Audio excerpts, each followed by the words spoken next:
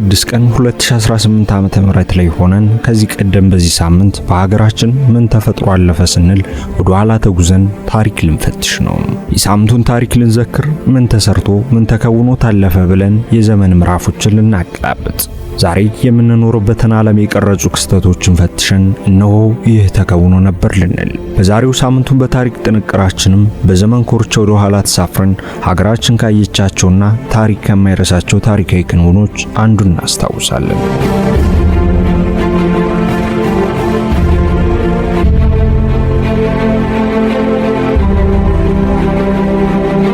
በዚህ ሳምንት ግንቦት 7 ቀን 2018 ዓ.ም እንደ አውሮፓውያን አቆጣጠር በ1993 የታወጀው ዓለም አቀፍ የቤተሰብ ቀን ይከበራል።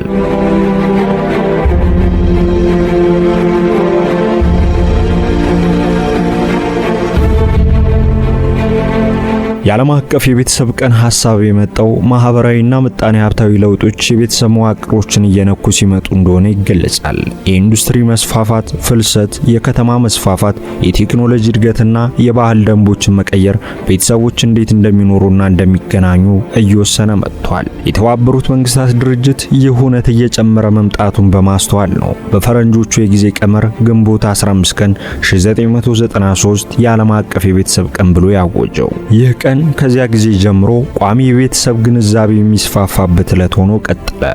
በቀኑ የቤተሰብ ፖሊሲዎች አስፈላጊነት፣ ቤተሰቦች በማህበራዊ ልማት ውስጥ ያላቸው ሚና፣ በዓለም ዙሪያ ቤተሰቦች የሚያጋጥሟቸው ተግዳሮቶችና የደጋፊ ማህበራዊ መዋቅሮች አስፈላጊነትንም እያጎላ ዛሬ ላይ ደርሷል። የተባበሩት መንግስታት ድርጅት ለዚህ ቀን በየዓመቱ አንድ ጭብጥ ይመርጣል። ጭብጦቹ ብዙውን ጊዜ ድህነትን ከመቀነስ፣ የማህበራዊ ህይወት ሚዛንን ከመጠበቅ፣ ዲጂታል ለውጡን ከማመጣጠንና ምጣኔ ሀብትን ከመገንባት ጋር የተያያዙ መሆናቸውን መረጃዎች ያሳያሉ። በያዝነው ዓመት በዓለም ዙሪያ ያሉ ዓለም አቀፍ ውይይቶች በርካታ ግንዛቤዎችን ያካትታሉ።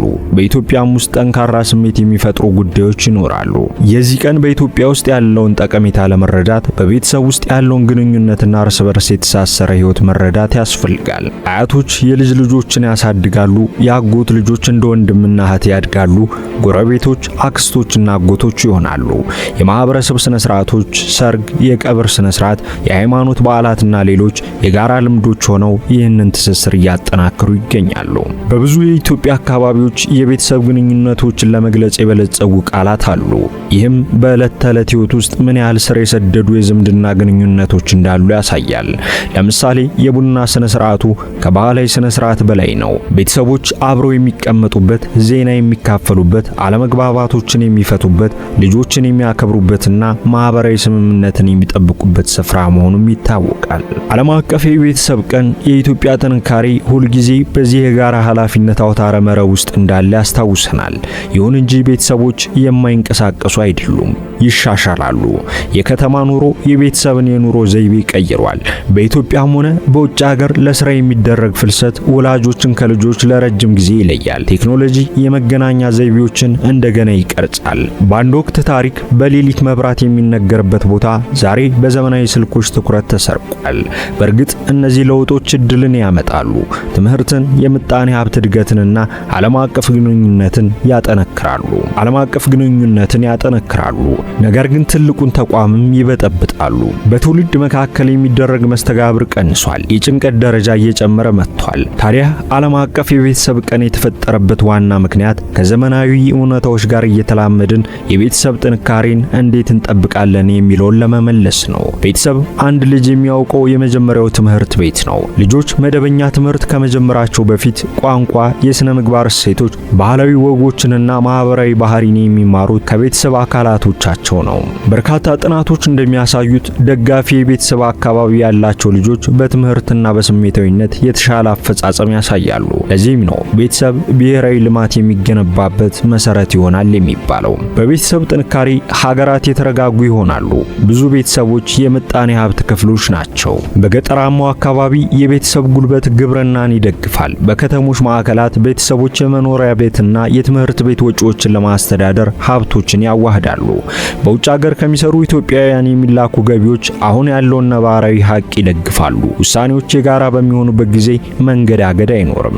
በቤተሰብ ውስጥ የሚኖር መደጋገፍ የሀገር መሰረትም ስለሚሆን ጠቀሜታው የላቀ ነው። ዓለም አቀፍ የቤተሰብ ቀን ደግሞ ለቤተሰብ ተስማሚ የሥራ ፖሊሲዎች፣ የማህበራዊ ጥበቃ ስርዓቶች፣ ተመጣጣኝ የጤና አጠባበቅ፣ ተደራሽ ትምህርትና የምጣኔ ሀብት ስርዓቶች ቤተሰቦች እንዲደግፉ በማድረግ ማህበራዊ ትስስርን ያጠናክራል። በተለይም ጤና የቤተሰብ ዋና ጉዳይ ነው። የአእምሮ ጤና ግንዛቤ በዓለም አቀፍ ደረጃ እያደገ ነው። ጭንቀትና ድብርት ግለሰቦችን ብቻ ሳይሆን መላውን ቤተሰብ እየጎዳ ይገኛል። ማህበራዊ ገጸ ድሮች የሚፈጥሩት ጫና ዋጋ የሚያስከፍሉ ስህተቶችን እያስከተሉ ነው። ይህንን ለመቆጣጠር የቤተሰብ ግንኙነት ከመቼውም ጊዜ በበለጠ ሊጠናከር እንደሚገባው የስነ ልቦና ባለሙያዎች ይገልጻሉ። ቤተሰቦች የግፊት ምንጮች ወይም የጥበቃ ምንጮች ሊሆኑ ስለሚችሉ በቤተሰብ ውስጥ የሚታዩ ግልጽ ግንኙነቶች መገለልን ይቀንሳሉ። በባህላዊ የኢትዮጵያ የቤተሰብ አወቃቀሮች ውስጥ ብዙውን ጊዜ የተወሰኑ የጾታ ሚናዎች ይሰጣሉ። ሆኖም ዓለም አቀፍ ውይይቶች እነዚህን ግንዛቤዎች እየለወጡ ይገኛሉ። የሴቶች በትምህርትና በሰራተኛ ኃይል ውስጥ ያላቸው ተሳትፎ እየጨመረ ነው። አባቶች በወላጅነት ላይ የበለጠ ተሳትፎ ያደርጋሉ። በእኩልነት ዙሪያ የሚደረግ ውይይት እየሰፋ ነው። ጤናማ ቤተሰቦች በመግባባት በመከባበርና በጋራ ኃላፊነት አማካኝነት እየተገነቡ ነው። ዓለም አቀፍ የቤተሰብ ቀን አንዳንድ ጊዜ አስቸጋሪ ግን አስፈላጊ ለሆኑ ውይይቶች ቦታ ይሰጣል። በዚህ በያዝነው ዓመት የዲጂታሉ ዘመን ለውጥ ለቤተሰብ ሕይወት ማዕከላዊ ሆኗል። የቪዲዮ ጥሪዎች ዲያስፖራዎችን ከሀገር ውስጥ ዘመዶች ጋር ያገናኛሉ። ማህበራዊ ገጸ ድሮች ከተግዳሮት ጋር የወጣቱን ማንነት እየቀረጹ ነው። ነገር ግን ከዲጂታል መሳሪያዎች ጋር የተፈጠረው ግንኙነት በቤተሰብ ውስጥ ብቸኝነትን ሊፈጥር ይችላል። ቤተሰቦች በአንድ ክፍል ውስጥ ሊቀመጡ ይችላሉ፣ ነገር ግን በተለያዩ ዲጂታል ዓለማት ውስጥ ይኖራሉ። ይህ የሚፈጥረው የግንኙነት መጣረስ ከፍተኛ ነው። በእርግጥ ግንኙነትንና መገኘትን ማመጣጠን የዘመናዊ ቤተሰብ ፈተናው ሆኗል። ትስስርን የሚያጠናክሩ ሴቶች እየተረሱ ነው። በዘመን አመጣሽ ስልቶች የተዋጡ የቤተሰብ ፍቅሮች በዝተዋል። ሐሳባቸውን በነጻነት የማይገልጹ ጭንቀትን መቋቋም ያቃታቸውና ተስፋን መሰነቅ የማይችሉ ታዳጊዎች እየተፈጠሩ ያሉት በዚሁ የዲጂታል ዘመን ስልጣኔ የተነሳ መሆናቸውን ጥናቶች ያሳያሉ።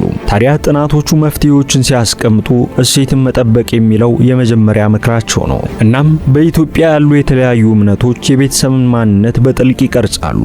በእምነቱ ጠንካራ የሆነ ቤተሰብ የማይናወጥ ስነ ምግባር ይገነባል።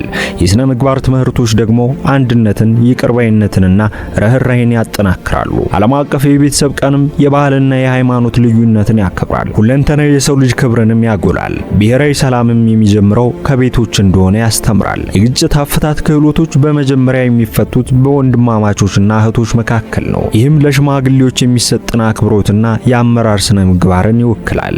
በራት ጠረጴዛ ላይ የሚደረግ ውይይት ዜጎችን ለዲሞክራሲያዊ ተሳትፎ ያዘጋጃል። በቤተሰብ ደረጃ የተበታተኑ ማህበረሰቦች በሀገር አቀፍ ደረጃ መታገላቸው አይቀርም። በተቃራኒው የተረጋጋ የቤተሰብ ስርዓት ያላቸው ማህበረሰቦች ጠንካራ ማህበራዊ እምነትን ማሳየታቸው የሚጠበቅ ነው። በዓለም ዙሪያ የቤተሰብ አወቃቀሮች ይለያያሉ።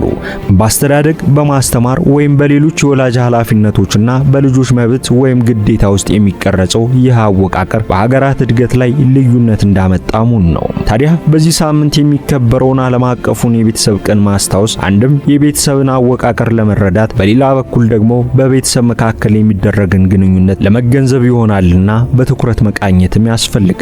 በዚህ ቀን ዓለም የቤተሰብን ሁኔታ ይፈትሻል። በፍቅር በርህራሄና በመደጋገፍ ስርዓትን የጠበቁ ቤተሰቦችን ያከብራል። የተነጣጠሉ፣ ፍቅርን የሸሹ፣ የተጋጩና መከባበር ያጡ ቤተሰቦች ግንዛቤያቸው ይሰፋል።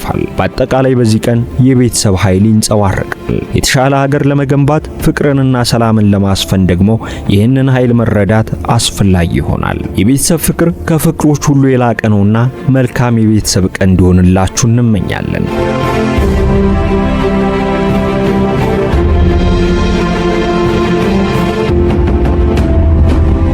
ሳምንቱን በታሪክ በዛሬው መሰናዶ በዚህ ሳምንት የሚከበረውን ይህንን ቀን እንዲህ አስታውሷል።